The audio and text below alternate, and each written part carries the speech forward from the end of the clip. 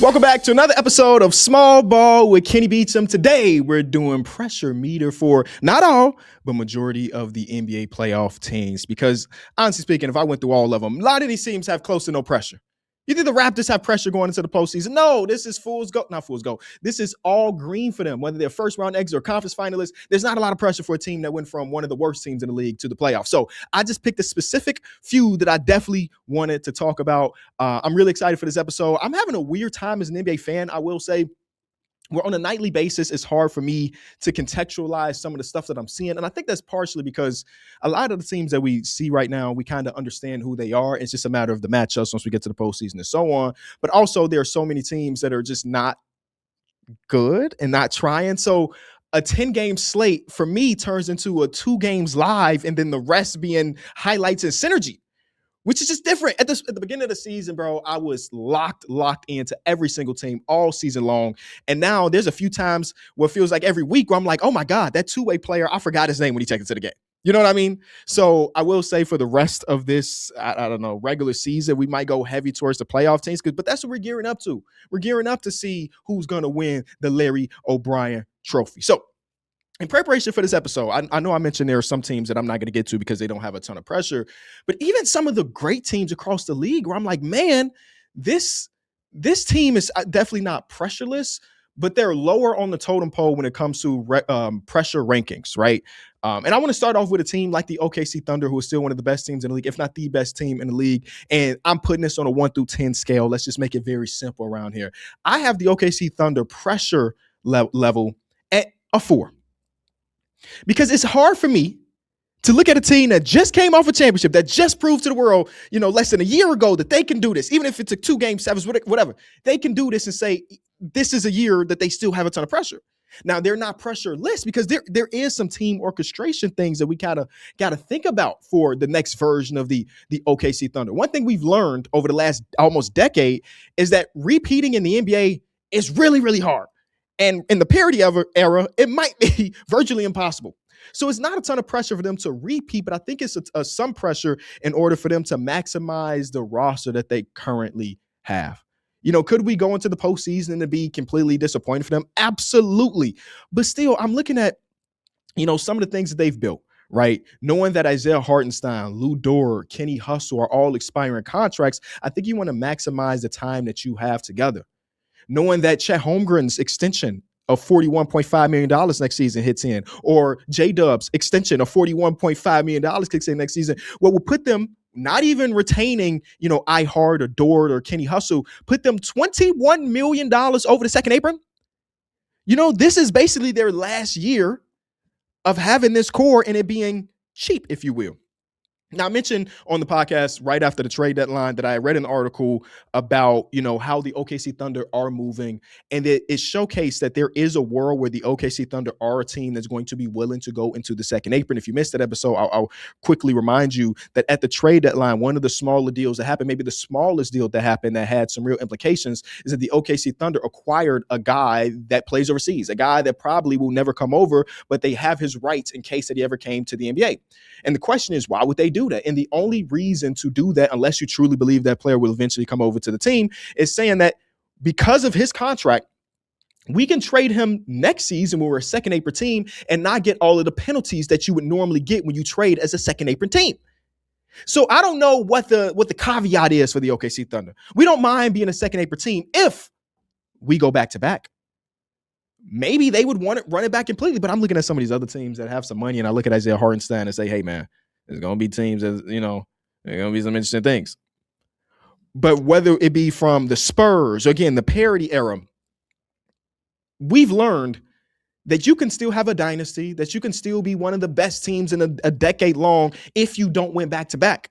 And as long as Shea is on the team, and as long as Chet is defending the way he is, and as long as Dub is on the roster, get well soon, Dub, I swear I feel like we ain't watched more than 200 minutes of J-Dub this season. But as long as those three are together, I think they're always going to be in contention. It's about all the exterior things. What happens with Case and Wallace? What happens with, again, the Dorts, the iHearts, and so on and so forth. They just got a really big win the other night against the Denver Nuggets in a game where tempers were flaring, but it also showcased how good and how deep this team could potentially be when they go into the overtime period, and because it's the first game back for Shai Gilgeous-Alexander, he doesn't play in overtime, and they were still able to beat a really good Denver Nuggets team with Lou Dort getting his ass kicked out for the pettiness, and Shai Gilgeous-Alexander not playing in overtime. So they're still, in my mind, the cream of the crop, and though they are low on this pressure rating, they're not without pressure. Next team we'll talk about is another one of the teams that is low on the pressure rating. It is the San Antonio Spurs. And I had a really tough time going from like 2 or from 3 when it comes to the 1 through 10 thing. And I ultimately landed on 3.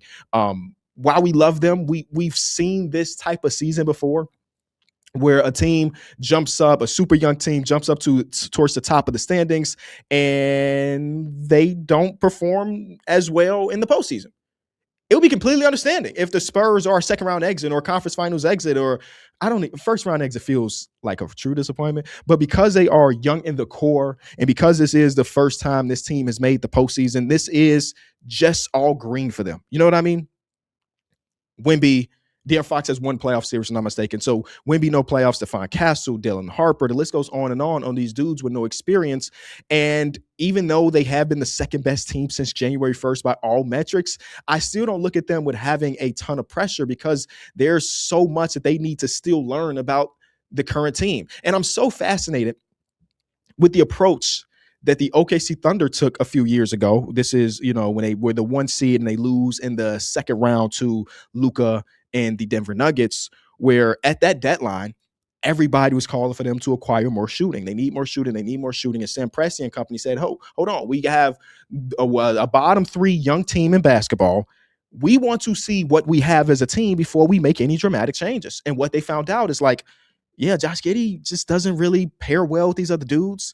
And as long as he's a non-factor as a shooter and also not as much of a defensive playmaker, then there really is no role for him on this team. And what did they do? They looked at that offseason, they saw their holes, and then they plugged those holes with acquiring Alex Caruso, with signing Isaiah Hartenstein, and boom, they immediately won a championship. So I look at the Spurs in a very similar thing. They have the one cheat code that I mentioned here before. Wembanyama is still on a rookie scale contract, right? And that's going to be the case for the next couple seasons. So their best player, top whatever player in the world, is making pennies compared to his production. So they could potentially look at this playoffs and say, oh my God, we lost because of this. We could go acquire this level of talent. And they have draft capital, even though they did acquire De'Aaron Fox. And I'm so fascinated with the idea of buying in while their best player is still on a rookie scale deal. And I think that, I don't know if that really is the Spurs way. But the De'Aaron Fox trade at the deadline last season kind of shows that they're willing to turn it up a little bit as long as the price doesn't get too crazy. I don't look at the Spurs as a team that'll ever be like, we're throwing all the chips on the table to acquire this guy. But if you have a disgruntled star like a De'Aaron Fox or whoever might become available this offseason, and you could be the team to acquire him without really giving up any of your core pieces, that is the type of avenue I would love to see the Spurs go down.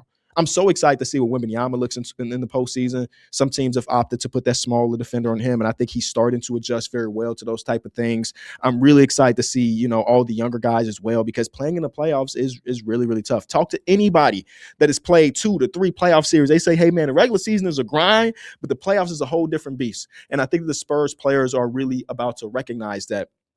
And I mentioned again, I think they are a true contender. If they won the Larry O'Brien trophy, it would be surprising, but not surprising. It's like completely left field because they are this talented of a team, even with their youth. But with Wembanyama being as good as he is on the defensive side of the ball, they just might be different than all of the other super youthful team that we've seen go into the postseason. This man is a one-man wrecking crew on the defensive side of the ball. Teams don't want to challenge him, and when they do challenge him, guess what? He goes a 6-block game. He's one of the best communicators we have on that side of the ball. And the rest of the 5 or 4 that will be on the court with him, all of those guys have seen what Wembanyama can do and made it like it's contagious. They're communicating. They're switching. They know exactly where they need to be. So they're low on the pressure rating, but that will start to turn up eventually. You get one season where you're this successful, even if you are a second-round exit, then the next season we come in and say, hey, man, that's a true contender. And that is when it really opens up. So when we come back, we'll get into 2 other teams I feel like have low ratings, and then some of the teams that I feel like have the highest pressure ratings.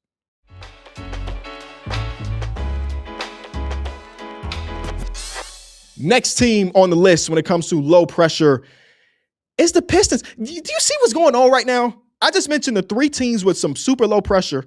Actually, I'm going to get to 4 because spoiler, My next team is the Boston Celtics. Those are the 4 best teams in ball right now. How often have we gone into a playoff series where the 4 best teams record-wise don't have a ton of pressure? I just feel like that doesn't happen, right? You see these top teams, you're like, oh my God, this is their 3rd year together, and finally they got to put the foot on the gas and go win something. All of these teams are so very fresh or so very new, or in the Celtics case, not a new team, but a different team than the team that won a championship, and they've been playing without their best player. So the Pistons are another one of these teams that they are elite. They are so very great. But I look at their deadline and say, hey, I mocked all season long. They should go get Trey Murphy. They should go get Michael Porter Jr. They should go get Larry Market, even though we knew Larry Market is probably unavailable, because they needed some secondary creation and they needed some more jump shooting. They say, no, we're going to acquire a little bit more jump shooting. But the Kevin Huerter acquisition was not because they believed that Kevin Huerter was about to be a rotational player for them in the playoffs. It was more Duncan Robinson insurance, because you got to think about it like this. Duncan Robinson is their only high volume 3-point shooter on the entire roster, when you really think about it. And if he went out with an ankle tweak, he goes out with something bigger than that. Like, he is that important to that team. And it's like, if he goes out, we don't really have anybody that can really replace him. Karis LeVert is not going to do that. This guy's not going to do that. But Kevin Huerter could potentially do that. So, yeah, we traded for a guy that may get DMPs for us, but he is on a break in case of an emergency type of basis. But this team is also one of the super young teams across basketball. They do have one playoff series under their belt. That was the playoff series against the Knicks, and that was a crazy one. That was 2 possessions away from being a 7-game series, and that's really impressive because that Knicks team last season and this season is a really good team. But I continuously look at them and say, super fun team. Playoffs, they got to show me a little bit. But not got to show me in the sense that if they don't show me, then it is a failure of a season, Because they still don't have all their assets. They still got some young intriguing players. They still got some contracts to potentially move in this hypothetical world where it is a disappointing offseason or a disappointing postseason. So I'm loving it. I did go back, and I did this also with the Denver Nuggets, who we'll talk about later in the episode, where we know that the Pistons offense is their biggest hole. Not just offense in general, because let me quickly look this up because I didn't have what they're sitting at right now. Their offense as a whole right now is 11th, which you'll take. Usually say you're top 10 in offense, top 10 in defense. That's a contender. They're at 11th by the smallest margin imaginable. They have a really good offensive game tomorrow. They'll be in the top 10. That's how small that margin is. But it's not about just overall offense. I think that matters when it comes to the postseason. It is a half-court offense, right? And when you look on that side, the Pistons aren't very good at half-court offense. And then that changes things because I was also listening to oh my God, what is the name of this show? One second, because I got to get love to my boys because I'm just drawing a blank right now. Our boys over at The Athletic, the Slam and Jam, shout out to them because it's one of my favorite podcasts. I just really, really did draw a blank. Where right now, this Detroit Piston team is 18th in half-court offense. That would be one of the worst half-court offense teams to ever make the NBA Finals. And the only other teams that also are in this thing are the 2 other Piston teams that made the finals in 04 and 05. So they made the joke that it's like, hey, man, they just have it in their DNA to be a bad offensive half-court team and still be able to make the finals. But I just think as we get later into the NBA, right, that was 2 decades ago. I just don't know if you can really do that anymore, where you can be an average to below average half-court offense and make the complete run. I'm not counting them out. They're still a grade A contender, but that is the thing that's in the back of my mind always. But because they're a young team, they're low on my scale. Last one, and we'll talk about them a lot over the last couple weeks, so I don't want to spend too much time, is the Boston Celtics. I got them at like a straight up 2, where like I look at them and say next season, without really knowing what the center rotation looks like, because Vooch is out, and then, well, he might be back, but his expiring contract, they should walk into next season as one of the heavy favorites in the Eastern Conference. And I feel like that's where we'll really start talking about the Boston Celtics and maybe pressure ramping up again. But this season, between Jaylen Brown, and even though, we get what feels like months at a time where Derek White can't hit a shot, but he's still one of the 4 best players on the court when he's out there, it just showcases how much talent is actually on this roster, how well coached they are. And next season, they'll be back into the swing of things of being like, one of the teams that you should really, really look out for. Cool. Let's go to these top pressure teams. This is what you're really here for. This is what you're here for. These are the teams that got to make some noise. Now, when it comes to pressure, I don't mean that this is a championship or bust type of season, but they have to showcase something to make us feel good about their core. They have to showcase something about maybe next season being the year they could continue to get over the hump. So starting off with the highest pressure team, in my personal opinion, the New York Knicks. The Knicks are one of the more confusing teams in basketball. They've experimented so much this season that it's hard for me, a guy that is really trying to figure out who they are as a team, to even keep up. Before the season started, they were my team to represent the Eastern Conference. And I feel like that's where a lot of my pressure is coming from, because I wasn't alone in that, right? I feel like a lot of the media out there, the people that watch the game of basketball, look at that Knicks team that went to the conference finals, that lost to Indiana being out, the Celtics being out. We say, hey, this is all laid out for the Knicks to be the team to represent the Eastern Conference. And this season has had, so many ups and so many downs that it's hard for me to say. Here's what I would say. I know everything and nothing about this team. 5-game win streak. Oh my God, they got the number 1 offense and the number 3 defense. 4-game loser streak. Oh my God, everything fell apart.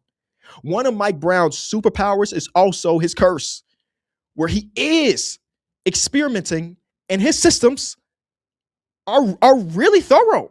So thorough that after their game versus the Cavs a couple nights ago, Karl-Anthony Towns and Josh Hart went to the podium and said similar things. They said, I'm still trying to figure out the system.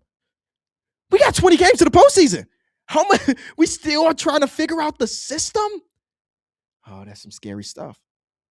The one thing that made me really impressed with the Knicks is, as far as them being my team to win the Eastern Conference going into this season, was Mitchell Robinson was hurt for what felt like 95% of the season last year. He came back right in time for the postseason. And in that postseason, one of the lineups that made me fall in love with that Knicks team as far as next year's contender was when they ran the double big. It was Karl-Anthony Towns moving over to the 4, like his most successful season in Minnesota team aspect-wise, and Mitchell Robinson playing in that 5.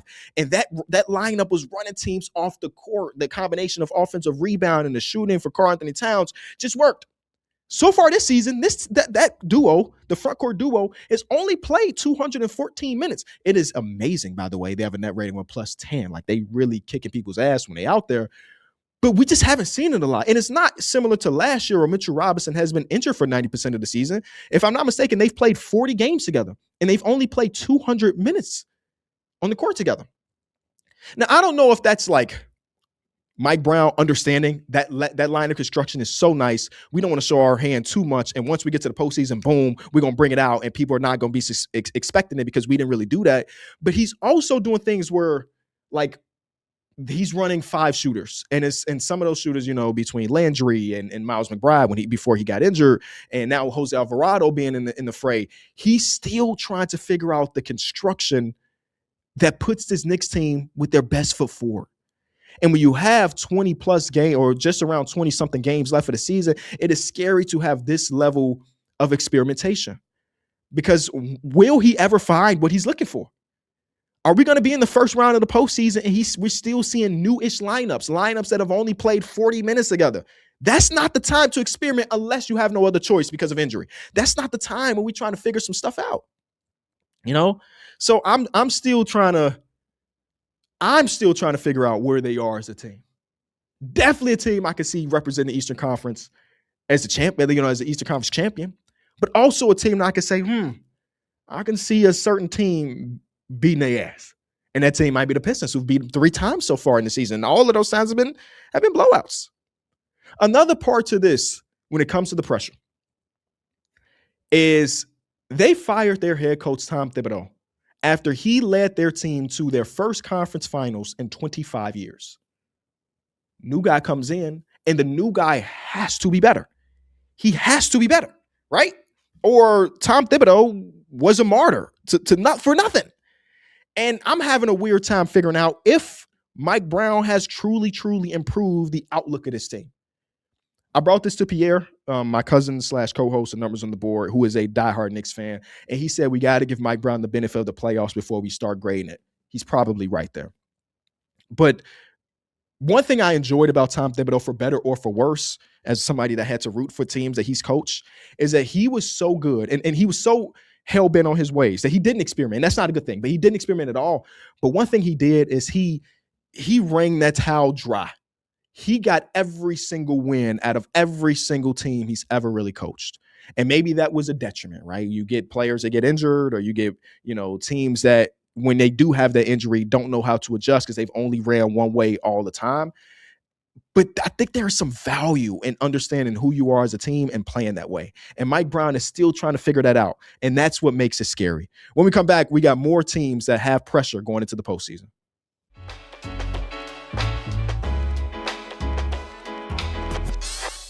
Before we go any further, we want to say thank you to our sponsor over at DraftKings. You may know all about DraftKings Pick 6 by now. You pick more or less of different players' stats for the upcoming games, but 2 or more different players until your pick set. Look at some stats, decide more or less, sit back, relax, and see if you made the right decision.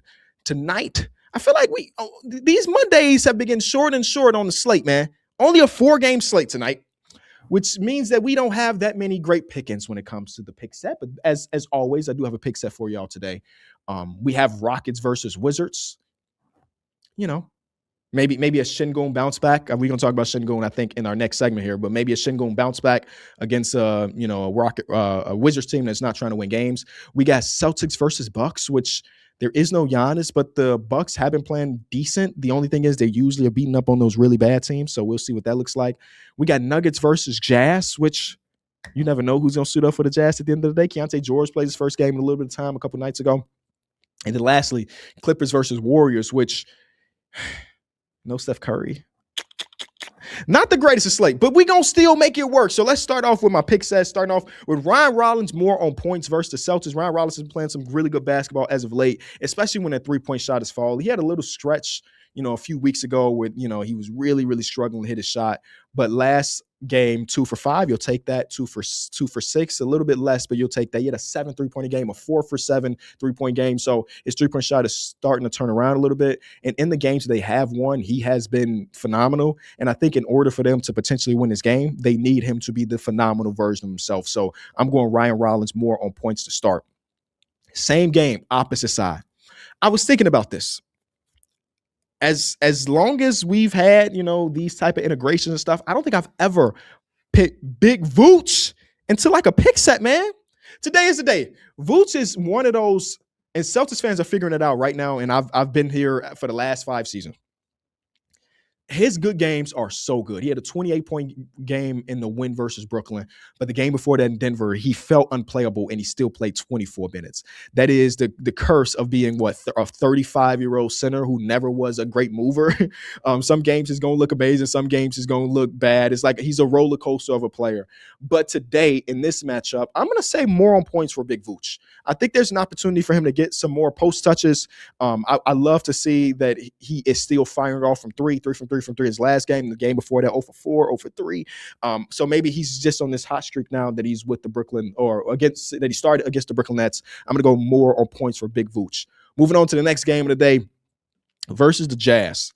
No intel, obviously. But I be thinking about when Jokic and the Nuggets or any great team are going against like these teams that are not actively trying to win basketball games and how they try to like put the foot on the throat early so they could get ready for their next game. Not looking past the Utah Jazz necessarily, but like starting off the game, the first quarter ends 42-12. That's the type of stuff that this team is trying to do. And I think in order for them to blow this Jazz team out very early on, you're going to see Big Yoke get more on his points. He has not looked like the best version of himself since coming back from that injury. And maybe this is a get-back game since the Jazz don't really play anybody that can stop Jokic or even come close to stopping Jokic. And lastly, and definitely not least, because this boy right here, man, he was a guy that we mentioned last week as a Mickey Mouse March candidate. And of course, it is Benedict Mathurin. Benedict Mathurin versus the Warriors. I'm going more on his points as well. This Clippers team has lost their last 3 games. And I think that the Warriors, even though they have been looking better in some cases with Pods and Santos and so on, they got blown out by the Lakers. But before that, they had a few couple games where they looked like a competent team. I think the Clippers should come out here and try to win and put foot on throat. And one thing about Benedict Mathurin, that brother's going to shoot that ball. And it's just a matter of will it go where. I'm actually fascinated with Benedict Mathurin as a player. What type of money will he get and from who? Because his start so far, in his 6 games that he's played with the Clippers, he's averaging 9 free throw attempts per. Let me say it again. He's averaging 9. He's always been a guy that can get to the basket and draw fouls. You saw that in the finals last year. But it's at 9 with this new team. And it's small sample size, 6-game sample size. But I'm so very fascinated with his downhill ability and whether or not he'll ever learn how to hit the A button and pass a little bit. But we're not asking for assists in this pick set. We ask him to get downhill and pass that ball, and score that ball. So when we come back, we'll get back into the pressure meter for a lot of different teams. For those who haven't checked out DraftKings Pick 6 yet, there's an exclusive offer waiting for you. Right now, new DraftKings customers can play $5 and get $50 in Pick 6 credits. All you have to do is download the Pick 6 app and use promo code ENJOY when you sign up. Pick 6 is available in most states, including Texas, California, Missouri, so don't be afraid to get in on the action. Ride the upside with Pick 6.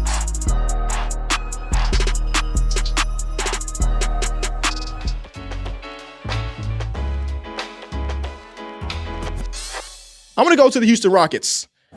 This is a weird ranking for me because they have also, like we mentioned with Big Vooch, they have also been a team that has been a roller coaster ride to follow.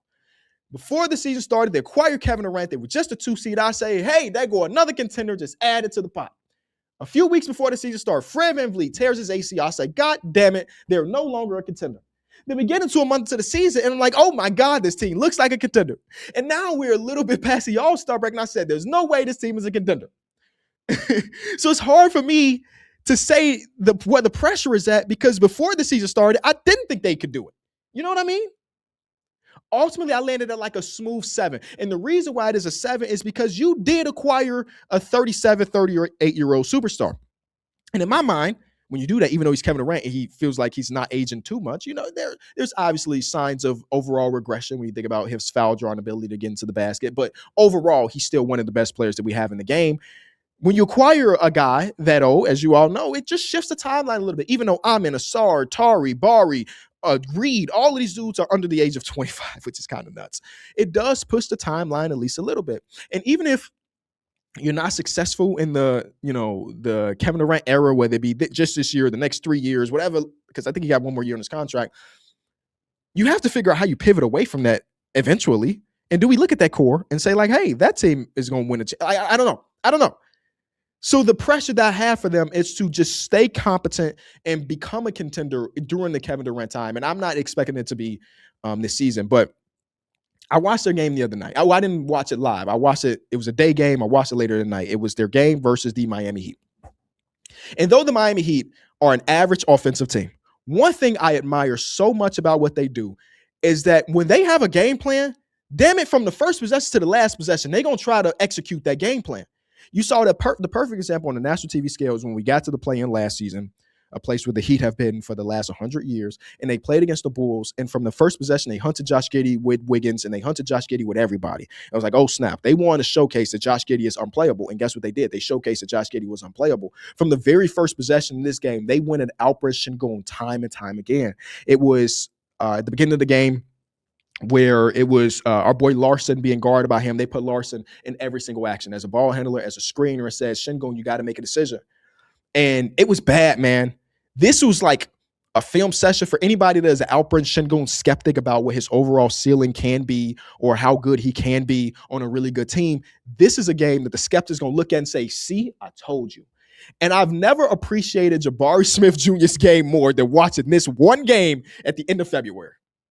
Because he covers up so much of this where Alperen Sengun doesn't have to work as much. He's always going to get put into the actions, but as much we have a Jabari Smith Jr. in the court, and there's a game that he wasn't there. So all of those skeptics have to feel validated because Pele Larson, again, in every single action it felt like. And then sometimes he just strictly got downhill, put his shoulder into the chest of Alperen Sengun, and Sengun couldn't do anything. And then there was times where Larson's on the bench and now he's got the Bam assignment. And Bam is just like a gazelle in comparison to Alperen Sengun on that perimeter. He just walked past LP multiple times in here. And you get to the post-game interview and Ime Udoka gives his normal spiel about, the things that they've lacked. And one thing that stood out in that post-game interview was that he mentioned individual defense.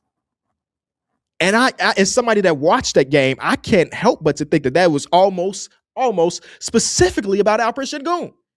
And it wasn't the first time that he said something very similar in a game where maybe Alp didn't have his best performance. So it's just in the back of my mind.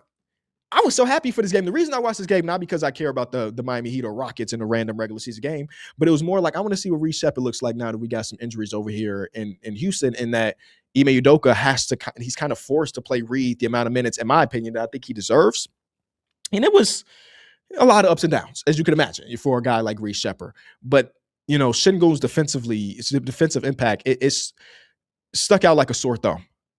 And you think about them playing in a few more series versus some of these teams that know their identity, these coaches that are very smart. And I'm like, damn, what can really be of it? Tari Eason is somebody we got to mention too. Shout out to our boy Tari. He's having a phenomenal season. But as of late, that great three-point shooting that we mentioned at one point, he was like 46%. It slowly continued to tick down. And his last game was 2 of 7 from 3, 0 of 3, 1 of 5, 1 of 4. And I think in his last 10 games, shooting 29% from 3. And this is a team that already lacks a bunch of outside perimeter jump shooting. And I was hoping, that Tari Eason was going to be one of those people that alleviates a lot of that pressure.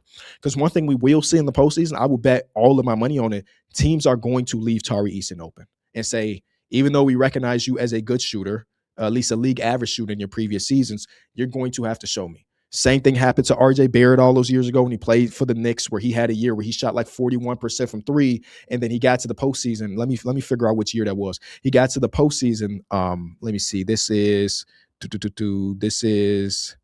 his second year in the NBA. Oh my God, it was his second year. It was that long ago? My goodness. And then he got into that series versus the Atlanta Hawks, and the Hawks left him open for the entire series. And as I could quickly look into it, I don't remember what he shot from 3. Yeah, in the postseason, he shot 28% from 3. He had an 82-game sample size to say I'm a 40% three-point shooter, but the opposing coach said, no, you're not. And I think that's what opposing teams are going to do, and pack the paint a little bit and throw doubles at Kevin Durant, who at times can really struggle with making that pass out of a double team, and say, if Tari beats us on three-point shooting, so be it. So there's some pressure there. Next team on our pressure meter, we got to go with the Cleveland Cavaliers. It is so unfortunate that James Harden is trying to play through this broken hand.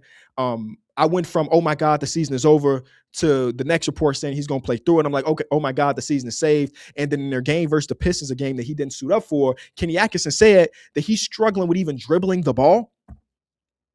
So even though it is his offhand and he is a left-handed shooter, he's got a right-hand injury. If he's struggling to dribble the ball, we got 20 games left. So hopefully by the time the playoff starts, it's not something we think about. But struggling to dribble for Mr. Pound and Rock himself, James Harden? I don't like that. Overall, I think their pressure is at about an 8. And the reason it's at an 8, obviously they made the trade for James, but the core that we've seen of Donovan and Evan and Jared, this is their 4th year, right? If I'm not mistaken, it's their 4th year altogether, maybe even 5th. I'm tripping. 4th year altogether. And they made the decision at the deadline that Darius Garland does not help them reach that ceiling, And the one thing you can say about James that he's going to play, and now he's trying to play through a broken hand. And when you trade a guy who's 26 for a guy that's 36, like we mentioned with Kevin Durant and the elevated timeline, it shifts the timeline at least a little bit. James Harden has been really good to great this season, an all-star caliber player this year. But eventually, the time thing will catch up to all of our GOATs. It just caught up to my GOAT a few weeks ago over All-Star Weekend. We had to officially retire. It's going to catch up to a guy like James. You have to pray that it doesn't catch up next season, because you want to bring him back next season. You got to hope that it don't catch up this season, coming off this hand injury. So there is pressure because, like we said with the Knicks, before the season started, it was Knicks and Cavs. There's the 2 teams. One of these teams are going to represent. I went Knicks. A lot of people went Cavs. I couldn't even say they were crazy because the Cavs won 60-plus games last season. And though they flamed out, they won 60-plus games last season. There's pressure to now act. We can't be year 4 and losing in the second round again. There's a team that at bare minimum needs a conference finals appearance. And we talked about it on Numbers on the Board, where the secret key is still Evan Mobley to unlock this team. And I don't know if we're putting unrealistic expectations on Emo, because overall this season for Emo has not been bad. It just may have been disappointing because the team has been disappointing, right? He's overall 17.5 points per game, 9 rebounds, 4 assists. It's not a bad season. His 3-point shot has fallen off in comparison to his last 2 seasons, where he's 37% to now 31%. But in order for them to, do the big things, Evan Mobley has to play like the All-NBA player that he was last season, and more. So they're high on that list. We also got the Nuggets here. The Nuggets right now have the 21st ranked defense, right? Their pressure meter, I'll put it like a 7, by the way. They have the 21st ranked defense. And as you go through previous NBA champions, we went all the way back to 2000 because the 90s are a long time ago. I don't know, bro. That was like 30 years ago. So from 2000, that 21st ranked defense will be tied for the worst defensive team to win a championship, tied with the 2002 Lakers, the second championship in their three-peat. And you could say, Kenny, they've had a lot of injuries, which they absolutely have. Aaron Gordon, a Christian Brown has missed time. Obviously, Cam Johnson missed time. They have not been a good defensive team, and part of that might be because of the injuries and stuff. But I think they're, in my mind, they're the second highest contender. So I don't want to act like that defensive thing that I mentioned is that big of a deal, but it is a big deal. And I'll talk about it a little bit more on the other end.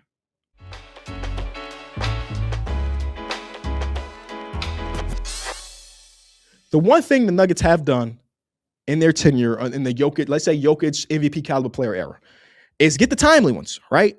They get the timely stops. And let me quickly look at the year that they won a championship. I know that their defense wasn't elite, but I'm trying to remember. It wasn't 21st, I'll tell you that. Definitely wasn't 21st. That was the 2023 NBA season. And in that 2023 NBA season, they ended up with the 15th ranked defense and the 5th ranked offense going into the postseason. Then the postseason, they turned it up.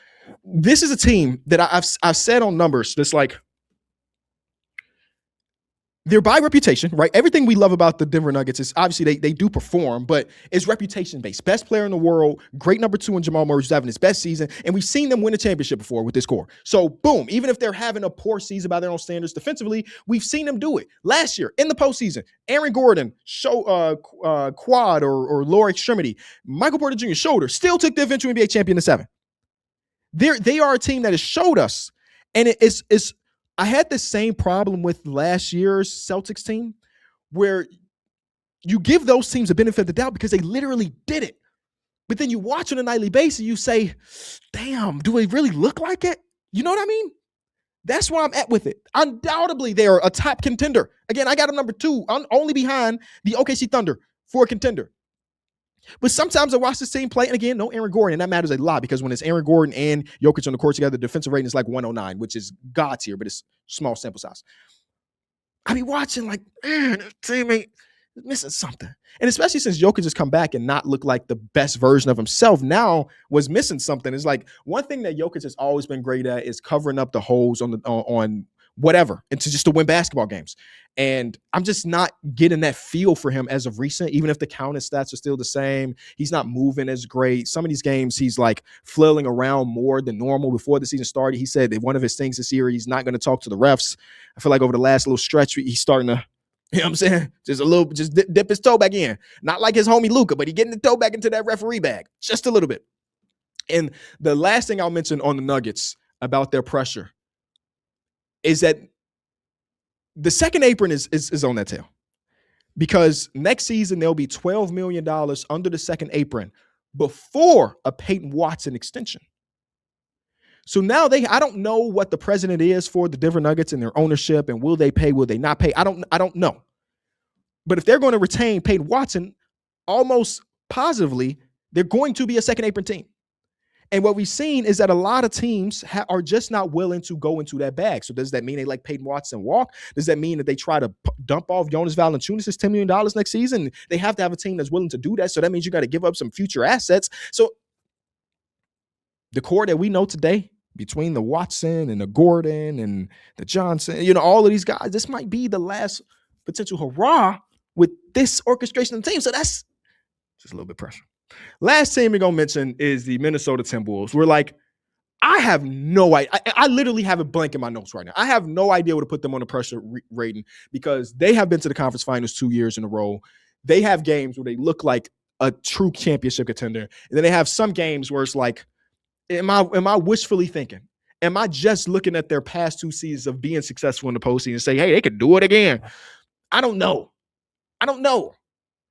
This team has so many ups and downs as well. So, Wolves fans, I'm sorry, I don't have a number. You tell me. How about that? I'm going to open the door for you to tell me where you have the Minnesota Timberwolves as far as pressure goes into the postseason. So those are all the teams I got for that. I do want to quickly talk about the other side of things. We talk about contenders and pressure. Let's talk about the bottom. And no, this is not a tanking conversation. We wore that out. I'm not going to beat a dead horse about tanking and so on and so forth.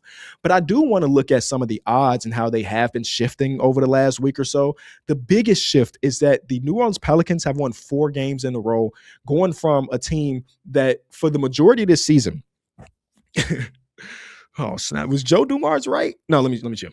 Majority of the season, we looked at that trade that they did on draft night. It's one of the worst trades. I did a video on my Kenny Friel channel where Bleacher Report put together the 50 worst trades in the history of this sport.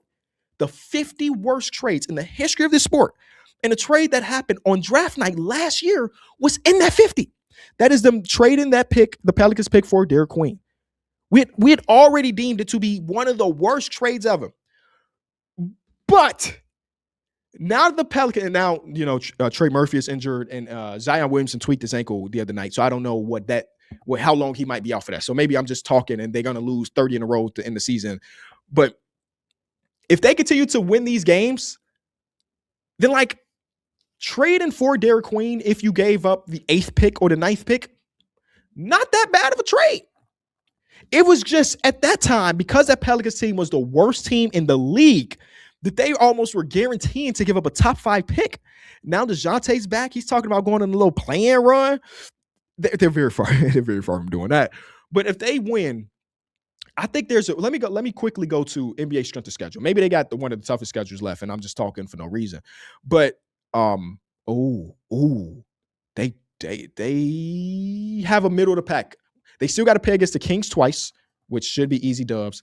They got 3 games versus the Clippers. That's a play-in team, but who knows what version of the Clippers you're going to get. They still got to play the Wizards, the Jazz. So some of the teams that they're fighting for seeding-wise, they still have to play at least one more time. I could see a world based on the way they performed for the past week and some change, where right now they're 6 in odds. They're 3 games, how do we want to say, above or below the Dallas Mavericks. I think they could outwin the Dallas Mavericks in the last 20 games of the season. I think they can outwin the Minnesota Timberwolves for the last 20 games of the season. It's hard for me to feel like they're going to outwin the Bulls. And I'm not just saying that because the Bulls are going to win games, but the Bulls are 5.5 games above or below them, depending on how you say it. And though the Bulls may only win 4 games the rest of the season, there's so much of a gap between them. But there is a legitimate world where the Pelicans are giving up the 9th best odds.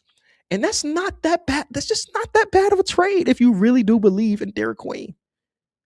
Only time will tell. 21 games left. Maybe this is just a hot stretch, and just like that, it's going to snap again, and they're going to be an ass team. But it's something to think about. It's also something to think about. Dude, the Pacers have phoned it in, which I can't even be mad at them. Considering the protections on that pick. Remember they traded for Big Zoo, and then a couple games after that, they had the 5th best odds. It was like, oh my God, they just gave up the pick. They ain't won a game since then. The Brooklyn Nets ain't won a game in forever. The Wizards ain't won a game. The Jazz ain't won a game. You can't out-lose the losing teams, dog. You just can't. So, that's why it's been, like I mentioned at the top of the show, it's been kind of tough for me to contextualize and watch some of these games, because you go against the Kings, the Pacers, the Nets, the Wizards, the Jazz, or the Bulls right now, guaranteed win for you. The only time it gets interesting is when those teams are fighting against each other. And then we get to see, oh, snap, that team really in it for that pick, Bill Simmons and whoever his co-host was that day, it might have been House, were doing they were trying to figure out what teams have been ethically tanking and they should get increased odds when it comes to tanking. How can we not talk about the Bulls? Ethically? Adam Silver has been trying to get teams to care about the play-in. You know who's care about the play-in the most out of anybody? Us. And you can't even say we doing it unethically. We're playing our guy, the old players on the team over the young players. Billy Donovan is trying to win basketball games. That is ethical tanking at its finest. So I personally believe Adam Silver should throw us a bone. Because it's the moment the Bulls get somewhat competent, just a little bit better than the average team, they're going to go all in. You want a team to be in the play-in? It'll be us. The Pacers were ethically tanking, I think, at this point in time. They kind of realized what's going on. They ain't doing that no more. Brooklyn, Washington, Utah, these teams ain't ethically tanking no more. Dallas, I guess. Memphis, like some of these teams, like Dallas just doesn't have a competent roster anymore. Memphis doesn't have a competent roster anymore. The Bulls don't. So all of those teams, I can't even say they're unethically tanking. I have not tuned into one of their games where whoever might have been the high hand sat. Like Najee Marshall just had a 35, 10, and 7 game. They didn't get, because the end it was a close game. They didn't get to the last 2 minutes and said, Najee, you got to sit for the rest of this. No. So I'm going to run one take-a-thon. And the Bulls dropped, actually. And the take-a-thon, the Wizards won. The Pacers retained number 2. The Atlanta Hawks got the 3rd pick. So they did jump up. I just did all of that talking about the trade not being bad. And in this hypothetical, trade ended up being bad again because they gave up that pick. And then the Utah Jazz were at number 4. How many times I had to hit this button to the Bulls jump up? I'm at 5 already. Make that 6. Make that 7. Make that 8. Oh, my God. Hey, number 9. Number 9, we had the 4th pick, which is like, I don't want pick 4. I want pick 1, 2, or 3.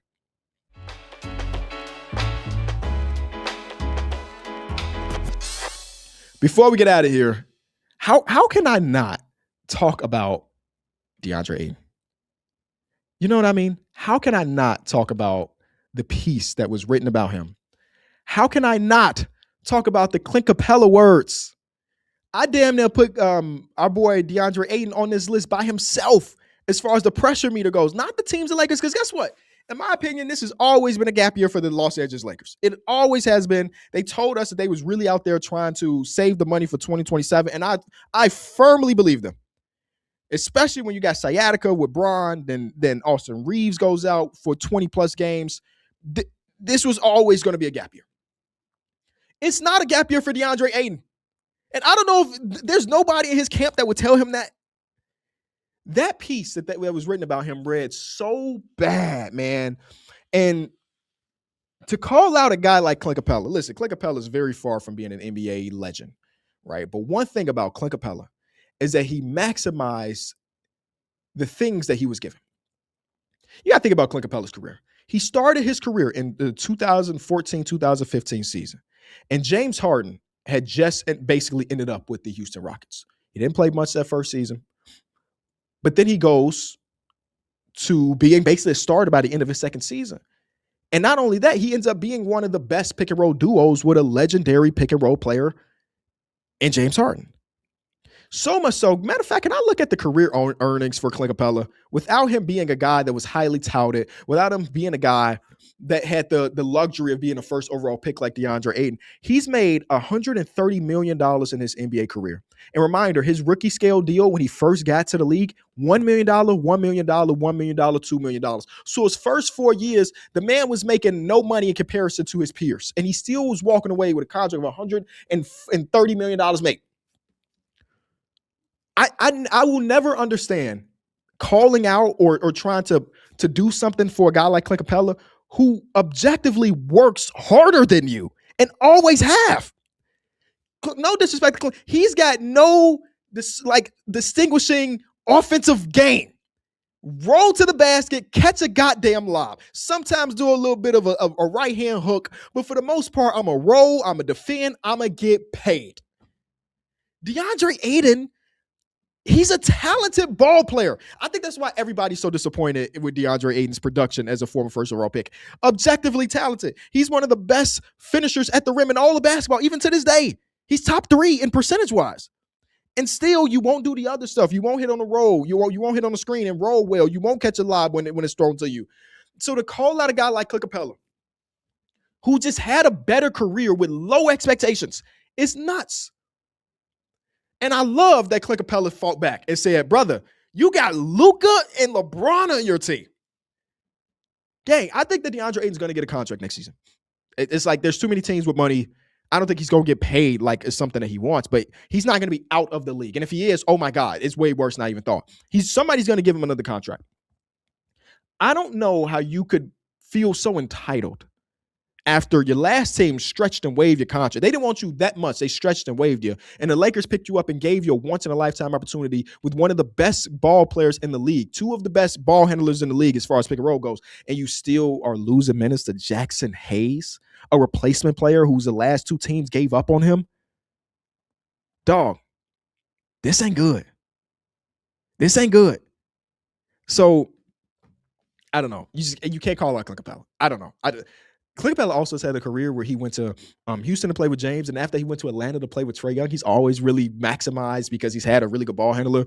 And right now, the day after he said that, Clint Capella had a very impactful 4 points, 3 block game or something like that, 8 points, 4 blocks or something. And in that same day, DeAndre Ayton had 2 points. How about if you ended up turning into Clint Capella, what a great career for you. What a great career for you. And there's nobody in his camp that was like, hey, bro, let's relax. I try my best to surround myself with some real people. You know how many times the boys that got on my ass over something stupid I didn't say? Nobody in his camp was like, DA, come on, bro. Either way, hopefully you enjoyed this episode of Small Ball. If you did and you're watching on YouTube, be sure to leave it a like. If you're watching here on Peacock, tune into the games later tonight and tune in next week at the exact same time because I will be here talking all things hoops.